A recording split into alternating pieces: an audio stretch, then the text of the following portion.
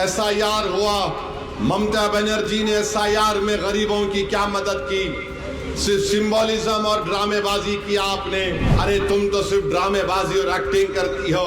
रमजान की ईद आई तो तुम ईदगाह के सामने खड़े होकर हाथ उठाकर दुआ करते हैं, मगर बताओ गरीब मुसलमान को कौन सा फायदा होता है? ममता बनर्जी आपको सिर्फ एक दूध देने वाली गाय समझकर वोट हासिल करना चाहती है, और वोट डालते रहो और ममता बनर्जी बोलेगी मैं बीजेपी को रोकूंगी। कहां रोक पा रहे हैं आप बीजेपी को? नरेंद्र मोदी और ममता बनर्जी एक सिक्के के दो रुख हैं। ये भाई बहन है, याद रखिए। सुन लो, हम सिर्फ अल्लाह से डरने वाले हैं, ना हम मोदी से डरते, ना शाह से डरते, ना ममता बनर्जी से डरते। अगर मोदी की आंखों में आंखें डालकर मोदी की तरफ देखकर अगर किसी ने कहा ये वक्फ का कानून हमारी मस्जिद को छीनने का कानून है, और मोदी के सामने ओवैसी ने उस कानून को फाड़ कर पार्लियामेंट के ऊपर फेंक दिया वहां पर। सद्दाम से कह रहा हूं, सद्दाम तुमने पूर्व सरकार के भाई के पैर दबाकर रो रहे थे। खुदा की कसम सद्दाम तू अब नहीं रोएगा। कांग्रेस पार्टी कुछ नहीं कर सकती। डॉक्टर साहब आ रहे हैं, डॉक्टर साहब के पास बहुत दौलत है, कोई बात नहीं, मगर वोट नहीं ले सकते। नारे तकबीर, नारे तकबीर, नारे तकबीर। हमारे कैंडिडेट मिसबाहुल इस्लाम खान साहब है। मैं आपसे ये अपील करने आया हूँ कि 23 तारीख के दिन आप मीम पार्टी के निशान गुड्डी पर बटन दबाकर अपने इत्तेहाद को कामयाब करिए, और कांडी से जो TMC की गुंडागर्दी है उसको ख़त्म करिए।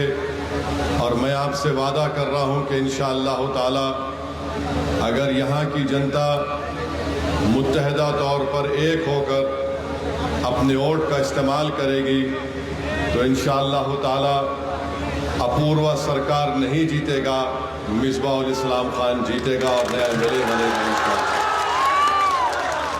ये लड़ाई मिसबाहुल इस्लाम, अपूर्व सरकार, नरेंद्र मोदी के दरमियान में है। अगर आप अपने वोट का सही इस्तेमाल करेंगे और मीम पार्टी को कामयाब करेंगे तो यकीनन ये कामयाबी सिर्फ मिसबाहुल इस्लाम और मीम की नहीं होगी, ये कामयाबी आप तमाम की होगी। मेरे अजीज़ दोस्तों और बुजुर्गों, 70 साल से बंगाल के मुस्लिम अक़लियत पर ना सिर्फ जुल्म भी हो रहा है बल्कि उनसे नाइंसाफ़ी और उनके हक़ को नहीं दिया जा रहा है। मैं कांडी की जनता से ये अपील करने आया हूँ कि आपने कभी कांग्रेस को वोट दिया, नेहरू के ज़माने से आपने कांग्रेस को वोट दिया, फिर आपने इंदिरा गांधी और राजीव गांधी को वोट दिया, फिर आप कांग्रेस से नाराज़ हुए तो आपने लेफ्ट फ्रंट ज्योति बाबू को वोट दिया। जब आप लेफ्ट से नाराज़ हुए तो आपने TMC को वोट दिया। मैं आपको बताना चाह रहा हूँ कि आप सिर्फ वोट देते आए हैं मगर हमसे इंसाफ नहीं मिला। नेहरू जब प्रधानमंत्री थे उनके दौर में 45,000 मुस्लिम अक़लियत को मौजूदा बंगाल से पाकिस्तानी के नाम पर ईस्ट पाकिस्तान, उस वक्त के ईस्ट पाकिस्तान में ढकेल दिया गया। नेहरू जब प्रधानमंत्री थे 1962 दिसंबर में श्रीनगर में मोहम्मद सल्लल्लाहु अलैहि वसल्लम का मुँह मुबारक चोरी हुआ, पूरे देश में फसाद हुआ। तारीख़ ये बताती है कि मौजूदा बंगाल से 8 लाख मुसलमानों को मौजूदा बांग्लादेश में ढकेल दिया गया। आपने देखा कि लेफ्ट फ्रंट की हुकूमत बनी, सच्चर कमेटी ने बता दिया कि लेफ्ट फ्रंट ने मुस्लिम अक़लियत से इंसाफ नहीं किया। आज MIM इलेक्शन, मीम इलेक्शन लड़ने आती है तो ममता बनर्जी की TMC कहती है कि MIM पार्टी को वोट डालेंगे तो BJP जीत जाएगी। हम पूछना चाहते हैं ममता बनर्जी से कि आज से 27 साल पहले अगर बीजेपी का पहला एमपी जिसका नाम तपन सिकदर था, उसको क्या ममता बनर्जी ने कामयाब नहीं किया।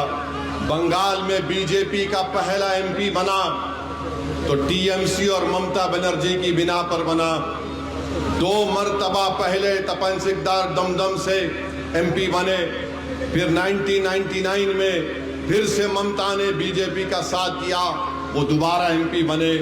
ममता बनर्जी रेलवे की मंत्री बनी, असेंबली इलेक्शन आया छोड़ दिया, कांग्रेस से अलायंस किया, हार गई तो फिर दोबारा दिल्ली में जाकर बीजेपी से अलायंस कर लिया और माइंस और मिनरल की मंत्री बन गई। आपको बताना चाह रहा हूं, यही ममता बनर्जी की वजह से आज बंगाल में बीजेपी मजबूत हो रही है। पहले बीजेपी के 4 एमएलए थे, अब 77 हो गए। इसका जिम्मेदार क्या ओवैसी है या आप है? मेरी इज्जतदार माँ और बहनों, मेरे गरीब नौजवानों, मैं आपको बता रहा हूं कि ममता बनर्जी और टीएमसी ने बीजेपी को यहां पर मजबूत करने का काम किया है। हम आपसे अपील कर रहे हैं कि आप बिला खौफ और बगैर किसी से डरे सिर्फ अल्लाह से डरिए और 23 तारीख के दिन मीम पार्टी को गुड्डी को वोट देकर कामयाब करिए, यह आपकी कामयाबी होगी। और मैं यहां से इस मंच पर ठहर कर कह रहा हूं कि एसआईआर हुआ, ममता बनर्जी ने एसआईआर में गरीबों की क्या मदद की? सिर्फ सिंबॉलिज्म और ड्रामेबाजी की आपने। तेलंगाना हैदराबाद से मैं आता हूं, हमारे पास एसआईआर शुरू नहीं हुआ। मैं मेरी पार्लियामेंट के कॉन्स्टिट्यूंसी में और पूरे हैदराबाद में जहां कहीं मीम पार्टी के लोग हैं, वहां पर हमने एक ऐप बनाया, हेल्प डेस्क बनाया, 2002 का वोटर लिस्ट फोन में डाल कर दिया और 2024 का दिया, ताकि मीम के वर्कर अराकीन उसका मैपिंग कर सके। ममता बनर्जी ने कुछ नहीं किया, सिर्फ बोल रही है कैसा हुआ। यकीनन 90 लाख नाम एसआईआर में काटे गए। बोलो ममता बनर्जी, तुम मुख्यमंत्री हो, तुम्हारी सरकार ने गरीब लोगों के नाम को बाकी रखने के लिए तुमने क्या किया? अरे तुम तो सिर्फ ड्रामेबाजी और एक्टिंग करती हो। रमजान की ईद आई तो तुम ईदगाह के सामने खड़े होकर हाथ उठाकर दुआ करते हैं, मगर बताओ गरीब मुसलमान को कौन सा फायदा होता है? क्या ये बात सच नहीं है कि मुर्शिदाबाद जिले के 16 लाख बच्चे कभी हैदराबाद तो कभी दिल्ली तो कभी मुंबई तो कभी दुबई में जाकर काम करते हैं? बताओ उन गरीबों को रोकने के लिए आपने क्या किया मुर्शिदाबाद में? मुर्शिदाबाद का नौजवान बच्चा दुबई में जाकर बहुत मशहूर बिल्डिंग बुर्ज खलीफा को बनाता है, मगर ममता बनर्जी मुर्शिदाबाद में कोई काम नहीं कराती। इंडस्ट्री नहीं है। यहाँ पर हमारी माँ और बहनें क्या करती हैं? 195 रुपये लेकर 1000 बीड़ी बनाती है। ममता बनर्जी, क्या तुमने कभी यहाँ पर जब मुर्शिदाबाद को तुम आए थे तो क्या कभी आपने उन गरीब महिलाओं की उंगलियों को देखा कि बीड़ी बनाते बनाते उनकी उंगलियां सड़ जाती है? मगर आपको सिर्फ वोट से मतलब है। ममता बनर्जी को मुर्शिदाबाद या कांडी की जनता से मोहब्बत नहीं। ममता बनर्जी आपको सिर्फ एक दूध देने वाली गाय समझकर वोट हासिल करना चाहती है, और वोट डालते रहो और ममता बनर्जी बोलेगी मैं बीजेपी को रोकूंगी। कहां रोक पा रहे हैं आप बीजेपी को? बंगाल में बीजेपी आगे बढ़ गई है। तो मेरे अजीज दोस्तों और बुजुर्गों, नरेंद्र मोदी और ममता बनर्जी एक सिक्के के 2 रुख हैं। ये भाई बहन है, याद रखिए। दोनों ड्रामा कर रहे हैं, बंगाल की जनता को धोखा दे रहे हैं। अंदर से ये लोग मिले हुए हैं और इल्जाम मजलिस पर लगाते हैं। अरे आप बता दो, पूरे मुर्शिदाबाद में जितने ब्लॉक हैं जहां पर 50% से ज्यादा मुसलमानों की आबादी है, वहां पर अस्पताल नजर नहीं आता, वहां पर स्कूल नजर नहीं आता, बच्चे स्कूल के बाहर नजर आते, उन ब्लॉकों में नौजवान बच्चे नजर नहीं आते, क्योंकि वो भारत के कोने कोने में जाकर अपने घर में चिराग जलाने के लिए काम करते हैं। 16 लाख मुर्शिदाबाद के नौजवान मुर्शिदाबाद में नहीं है, क्योंकि ममता बनर्जी इंडस्ट्री खोलती है तो कोलकाता के अतराफ खोलती है। SEZ खोला जाता तो कोलकाता के अतराफ में खोला जाता। अरे यही मुर्शिदाबाद के लोगों को अगर एयरपोर्ट जाना है तो 300 किलोमीटर दूर एयरपोर्ट के लिए जाना पड़ता है। मुर्शिदाबाद की जनता, कांडी की जनता, हम आपसे अपील कर रहे हैं कि 23 तारीख के दिन मीम पार्टी को वोट दो। डरने और घबराने की जरूरत नहीं है। अगर कोई गुंडागर्दी करके समझता है कि हम डर जाएंगे तो सुन लो पूर्व सरकार और तुम्हारे भाई से कह रहा हूं, सुन लो, हम सिर्फ अल्लाह से डरने वाले हैं। ना हम मोदी से डरते, ना शाह से डरते, ना ममता बनर्जी से डरते। अगर तुम जुल्म करोगे तो तुम्हारा जुल्म खत्म होगा इंशाअल्लाह ताला।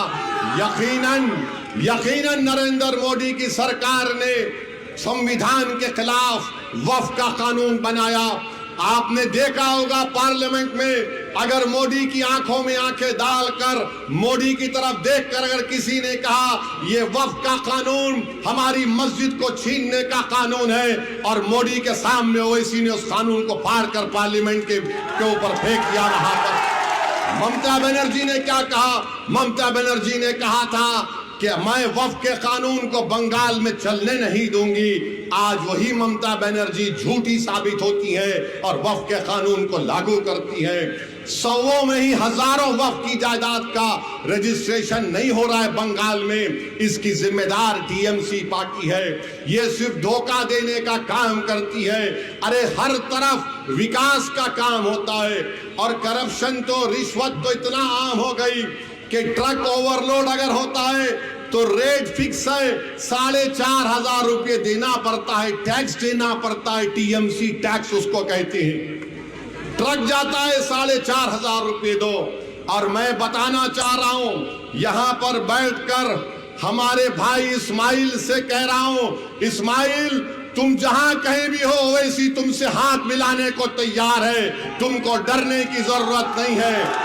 अगर यह पूर्व सरकार तुमसे हाथ नहीं मिलाया इस्माइल तो कोई बात नहीं, तुम्हारा और मेरा दिल मिला हुआ है।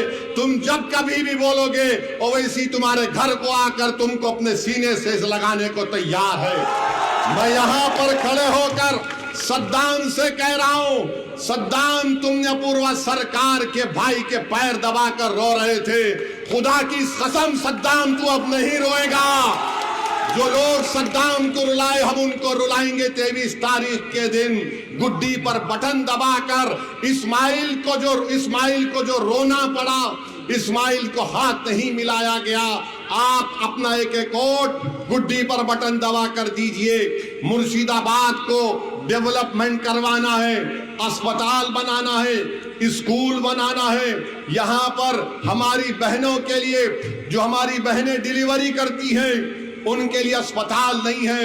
11 साल से आप टीएमसी को वोट दे रहे हैं। ममता बनर्जी कुछ नहीं कर सकती, सिर्फ आपका वोट हासिल करना चाहते हैं। बताइए इतना बड़ा इलाका है, क्यों नहीं ममता बनर्जी ने यहाँ पर एक मुस्लिम अकलियत को अपना उम्मीदवार बनाया।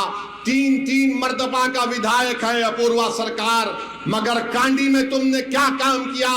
तुमने कुछ काम नहीं किया। इंशाअल्लाह ताला मिसबाउल इस्लाम एक फौजी है, नहीं डरेगा किसी से और लड़कर कांडी की जनता को उनका हक दिलाएगा। तो मैं आपसे अपील कर रहा हूं कि आप अपने वोट का सही इस्तेमाल करिए। जो लोग मीम पार्टी पर उंगलियां उठाते हैं, याद रखो मैं भारत के कोने कोने में अगर जाकर अपनी पार्टी का अगर प्रचार करता हूं तो सुन लो जालिमों, मैं कोई चमन से चलकर नहीं आया हूं। मेरे आबो अजदाद जब मीम पार्टी का आगाज आज से 70 साल पहले किए गए थे तो हमारे पार्टी के फाउंडर अब्दुल वाहिद ओवैसी को उस वक्त की कांग्रेस की सरकार ने 11 महीने जेल में रखा। आज ममता बनर्जी और तमाम पार्टी बोलती है कि उनके अकाउंट बीजेपी बंद कर देती है। 70 साल पहले मेरे मरहूम कायद के अकाउंट बंद कर दिया गया था। अब्दुल वाहिद ओवैसी के घर का पानी बंद कर दिया गया था, मगर अब्दुल वाहिद ओवैसी ने इनके जुल्म को बर्दाश्त किया मगर पीछे नहीं हटे। मेरे वालिद सलाहुद्दीन ओवैसी पर इल्जाम लगाया गया मगर सलाहुद्दीन ओवैसी ने हैदराबाद के मुसलमानों के लिए मेडिकल कॉलेज बनाया, इंजीनियरिंग कॉलेज बनाया, MBA MCA school of architecture nursing college बनाया। 40 साल में ओवैसी मेडिकल कॉलेज से, डेक्कन मेडिकल कॉलेज से 40,000 मुस्लिम बेटियां और बच्चे डॉक्टर बनकर निकलकर देश में और विदेश में जाकर इस देश का नाम रोशन कर रहे हैं। ये हम कर रहे हैं। याद रखो, तुम कुछ भी कर लो, मौत मुझे रोक सकती है, मगर जब तक जिंदा रहूंगा इंशाअल्लाह ताला बंगाल में मुस्लिम अक़लियत की एक आजाद पॉलिटिकल एजेंसी बनेगी और यहां पर हमारा भाई इंशाअल्लाह ताला मिसबाहुल इस्लाम कामयाब होगा। तो मेरे अजीज दोस्तों और बुजुर्गों, डरने और घबराने की जरूरत नहीं है। SIR में जिसका नाम नहीं आया उनकी लड़ाई मीम पार्टी लड़ेगी, उनका नाम दलवाएगी दोबारा वोटर लिस्ट में। मोदी को रोकिए जरूर। बीजेपी RSS मिलकर पूरे देश में हिंदुत्व आइडियोलॉजी को लागू करना चाहते हैं, संविधान के खिलाफ काम कर रहे हैं। मगर बताइए, मस्जिद किसकी टूट रही है? ममता बनर्जी की मस्जिद नहीं टूट रही है। किसका नाम SIR में सबसे ज्यादा निकाला गया? तो उसका नाम होगा मिसबाहुल इस्लाम खान का। बताओ ममता बनर्जी का क्या नुकसान है? इसका पावर अगर चले भी जाएगा तो वो क्या करेगी? घर में बैठेगी या बीजेपी से मिल लेगी? बताओ आपका हमारा क्या होगा? कौन तुम्हारी आवाज बनेगा? आने वाले मुस्तकबिल में कौन आपको रास्ता दिखाएगा?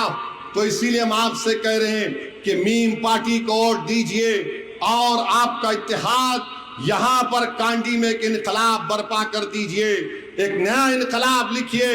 अपूर्वा सरकार को आपने 3 मरतबा मौका दिया, अब दोबारा उसको मौका मत दीजिए। मिसबाहुल इस्लाम खान को कामयाब करिए। कांग्रेस पार्टी नहीं कर सकती कुछ, कांग्रेस पार्टी कुछ नहीं कर सकती।